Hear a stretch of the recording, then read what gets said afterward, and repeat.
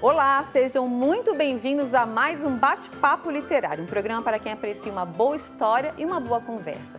E hoje eu tenho o prazer de receber no Bate-Papo Literário o diretor-geral de Relações Interinstitucionais da Universidade Técnica Particular de Loja, a UTPL, no Equador. Há 25 anos atuando como diretor universitário, o Dr. Luciano Rodrigues Marcelino está lançando em várias universidades do Brasil o livro Magnífico Reitor Magnífico. A obra pretende contribuir com a formação de uma nova geração de dirigentes e líderes universitários a partir de uma visão sistêmica, humana e global da educação superior.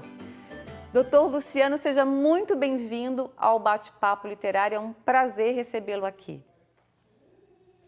Olá, Renata, muito boa tarde aqui, falando com vocês daqui do Equador. Para mim é uma imensa satisfação, muito obrigado à UniTV, SC, a este programa maravilhoso, Bate-Papo Literário.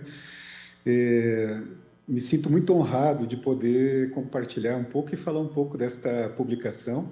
Maravilha. Aproveitando para agradecer, né, a editora Viseu, que é a parceira desse projeto, as revisoras desse projeto, a professora Maline Mussi, a querida Maline Mussi, Andréa Daltoé.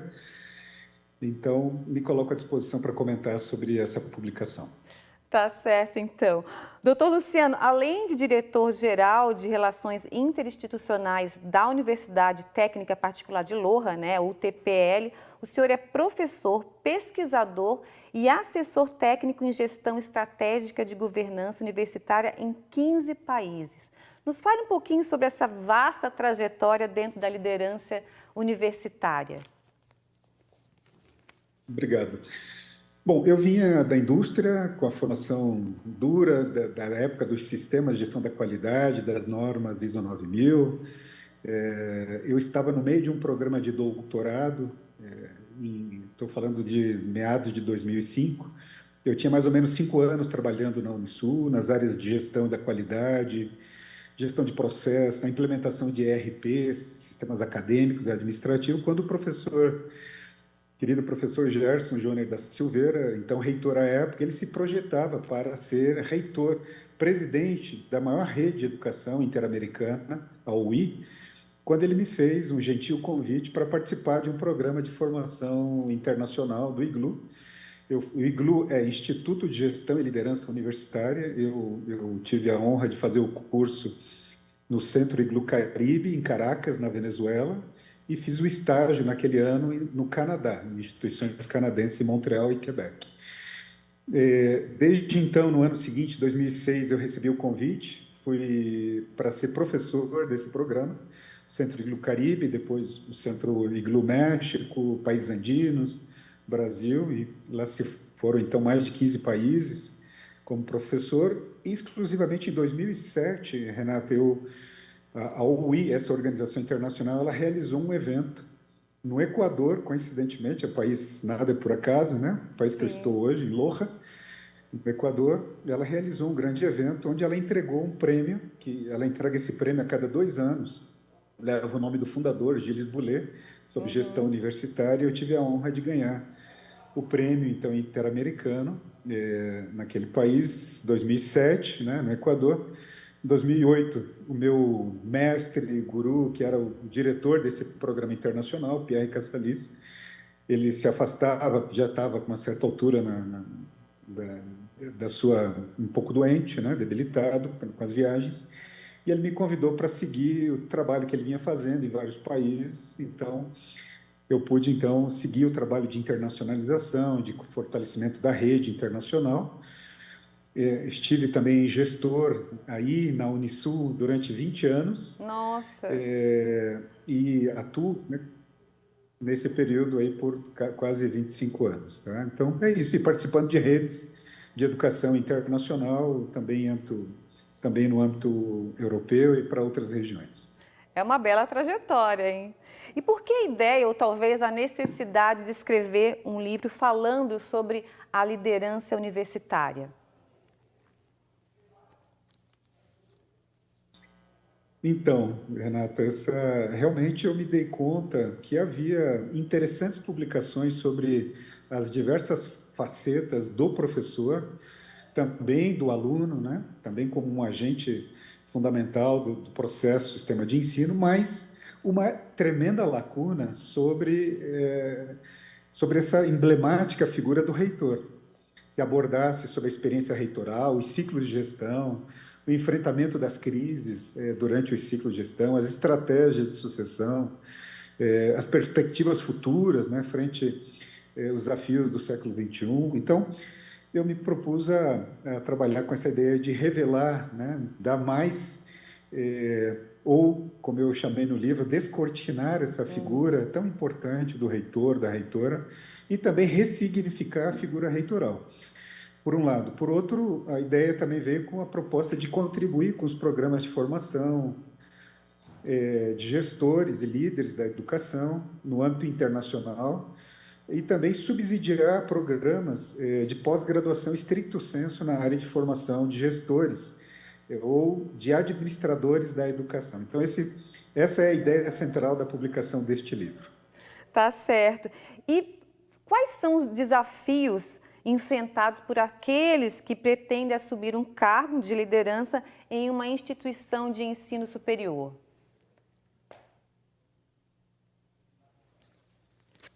Poxa, são muitos, mas aqui, sinteticamente, eu posso falar que é, de alguma maneira, superar e também se adaptar, muitas vezes, a idiosincrasias, né, inerentes a cada realidade, de cada instituição, seja ela pública, pública federal, pública estadual, como é o caso do Brasil, né? Se é uma instituição privada, se é uma instituição comunitária, se é um instituto federal. Então, cada qual tem a sua especificidade, o seu contexto. Eu destaquei no livro que não existe manual, nem foi o propósito de escrever um manual, longe disso, mas há muita improvisação. Existe muito corporativismo nas instituições de ensino superior, muito amadorismo ainda, né? Casa de ferreiro, espeto de pau, e também muitos nuances políticos, apesar de ocultos, apesar de não ser uma instituição política, as instituições não são políticas partidárias, mas tudo isso são tremendos desafios para quem quer assumir um cargo de liderança numa instituição de ensino superior, né, Renata? Não são poucos os desafios. A gente vai fazer um pequeno intervalo e na volta eu gostaria de saber das práticas afetivas e efetivas na condução estratégica da gestão educacional. Não sai daí que a gente volta já já.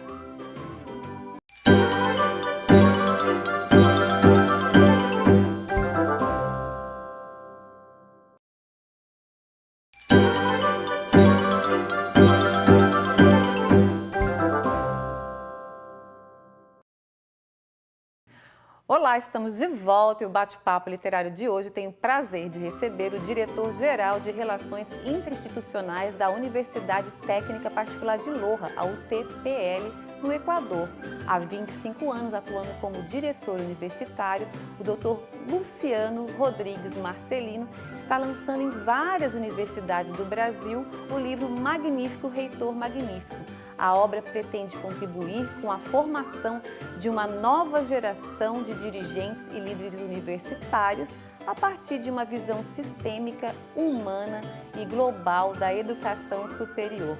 Eu lancei no bloco passado, senhor Luciano, a seguinte questão: quais são as práticas afetivas, porque eu acho que tem muito de afeto também, né? E efetivas na condução estratégica da gestão educacional?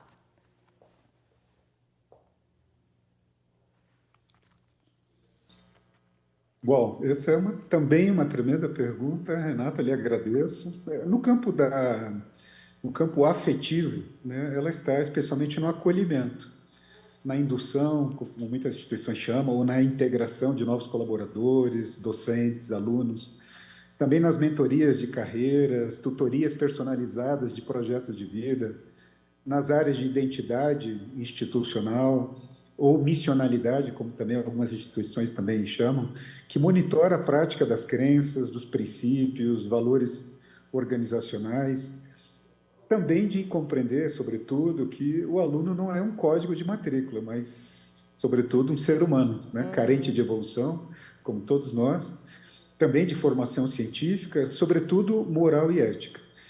Já no aspecto efetivo está nos moldes orientados ao desenvolvimento regional, que se posicionam para fortalecer as vocações territoriais, constroem projetos pedagógicos para aportar ao longo da vida, ou seja, não apenas para 4, 5 anos, mas para, quem sabe, 40, 50 anos de relacionamento, né? Também os projetos educativos que se posicionam para orquestrar ou ativar os ecossistemas de inovação onde estão inseridos, que aportam à comunidade científica global e estão na formação, também estão focadas, né, na formação integral do ser humano, de um cidadão global. Né? Então, acho que vai nessa perspectiva. Senhor Luciano, como é que o senhor vê a expansão do ensino à distância, que foi muito acelerada devido à pandemia, né? De que forma aí muda o papel do reitor nesses novos rumos, nesses novos caminhos que estamos seguindo aí na atualidade? Bom, eu vejo de maneira muito positiva, tá? Especialmente os casos onde as instituições que já possuíam um DNA digital, né? Muito diferente de outras instituições com um modelo de virtualidade reativa. O reitor ele deve ser o grande anunciador, né, desse mundo novo. Ele deve ser o grande protagonista desse processo. Ele deve ser o tradutor também da complexidade, entusiasta, naturalmente, da sua comunidade acadêmica, para colocá-la dentro do seu tempo. Então, eu vejo de maneira muito positiva esse processo, porque, de alguma maneira, tem acelerado essa transformação digital. E eu acho que as pessoas estão tendo a oportunidade, mais acesso também ao ensino, né, devido a a EAD, né, ao ensino à distância. Eu acho que facilita também o acesso dos alunos, enfim, das pessoas à universidade. Exatamente. Sobretudo na perspectiva da inclusão social. Especialmente quando o modelo de educação à distância tem esse papel, né? Esse grande papel de chegar, como a gente fala aqui em espanhol, chegar a todos os rincones, né? Então, a educação à distância tem esse grande papel da inclusão e a instituição também assume esse papel também com a brecha digital, proporcionando as condições necessárias, né? As condições necessárias para que permita que os alunos possam chegar em todas as regiões, nas regiões fora dos grandes centros urbanos. Aqui, por exemplo, no Equador, no arquipélago de Galápagos, a educação, às vezes, pelo sistema tradicional, tem mais dificuldade de chegar. Pois é, e agora também, como em todos os rincones, é assim que fala, em todos os lugares, né? Chegar em todos os lugares. Exatamente, chegar em todos os rincones, chegar em todos os lugares, né? Esse é o propósito. Tá certo. A gente vai fazer mais um pequeno intervalo e na volta eu gostaria que você nos falasse sobre o compromisso do reitor na sociedade do século XXI, pós-pandemia, e também como é que você vê aí para as próximas gerações, para o futuro, tá bom? Não saiam daí que a gente volta já já.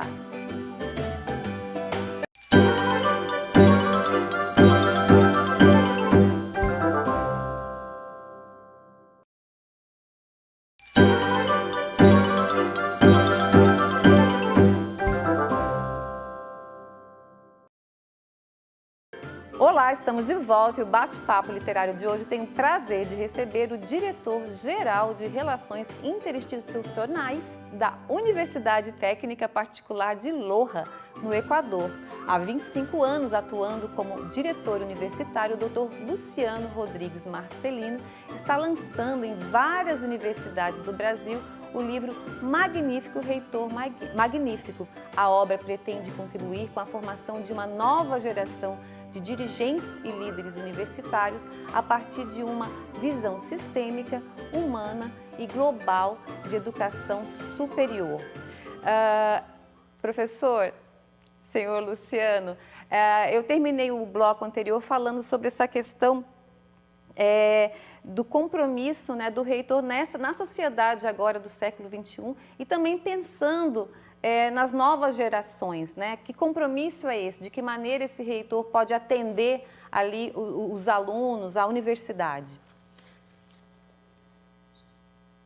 Puxa, Renata, essa também é uma pergunta também maravilhosa. Eu vou um pouco aqui sintetizar, mesclando, falando do reitor e da educação superior, mas eu concluí o livro dizendo que o reitor tem uma chave na mão, né, capaz de abrir muitas portas para que se vislumbrem novos horizontes e também um compromisso com a qualificação de sonhos.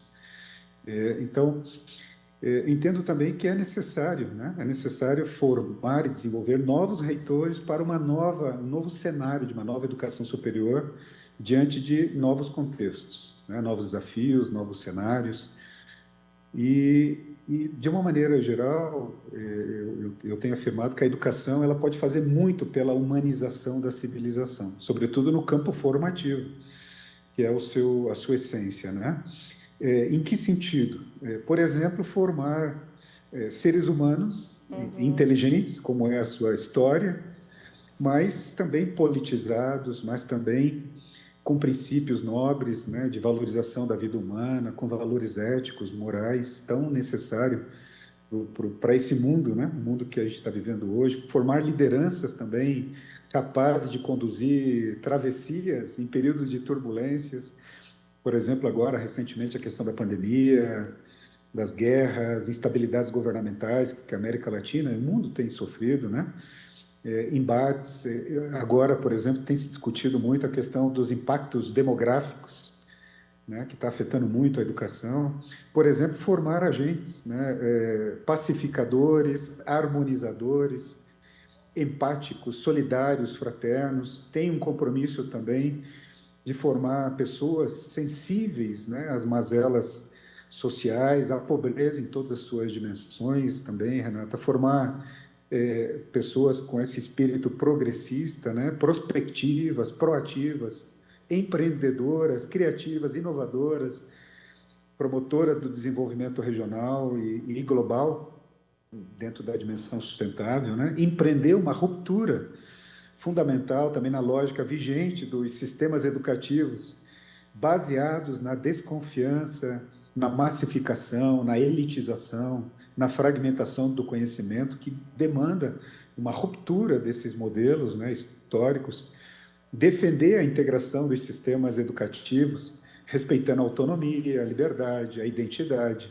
a pertinência também, Renata, a relevância, né, resistir aos movimentos extremistas, totalizadores, uniformistas, colonizadores, escuta muito isso na América Latina, opressores, reducionistas também e consolidadores, como se escuta no Brasil, da educação superior, fortalecer também, como papel, né, do reitor e dessa educação superior, fortalecer a institucionalidade, as bases da democracia, a justiça social, a democratização social do conhecimento, formar também atores chaves capazes de dialogar com as forças vivas territoriais, promover construções coletivas, outro aspecto, né, para a valorização do bem comum, que é uma bandeira muito importante, do fortalecimento das vocações locais, defender a educação como um bem comum, essa educação inclusiva, equitativa, acolhedora das diferenças interculturais,